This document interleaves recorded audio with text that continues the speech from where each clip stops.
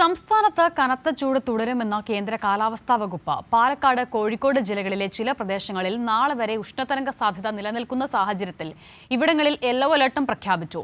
സംസ്ഥാനത്ത് എല്ലാ ജില്ലകളിലും 35 ഡിഗ്രി സെൽഷ്യസിന് മുകളിലാണ് ഉയർന്ന താപനില. സംസ്ഥാനത്ത് മെയ് 7 വരെ ചൂട് ഉയരുമെന്നാണ് കേന്ദ്ര കാലാവസ്ഥാ വകുപ്പിന്റെ മുന്നറിയിപ്പ്. പാലക്കാട് ജില്ലയിലാണ് ഇന്നും ഉയർന്ന താപനില. പാലക്കാട്, കോഴിക്കോട് ജില്ലകളിലെ വിവിധ പ്രദേശങ്ങളിൽ ഉഷ്ണതരംഗ സാഹചര്യം നിലനിൽക്കുമെന്ന് കേന്ദ്ര കാലാവസ്ഥാ വകുപ്പ് അറിയിച്ചു. തുടർച്ചയായ ദിവസങ്ങളിൽ അതിതീവ്രമായ ചൂട് രേഖപ്പെടുത്തിയതിന്റെയും അടുത്ത ദിവസങ്ങളിലും താപനില ഉയരുമെന്ന പ്രവചനത്തിന്റെയും അടിസ്ഥാനത്തിലാണ് മുന്നറിയിപ്പ്. 40.4 ഡിഗ്രി സെൽഷ്യസാണ് പാലക്കാട്ടെ ഉയർന്ന താപനില.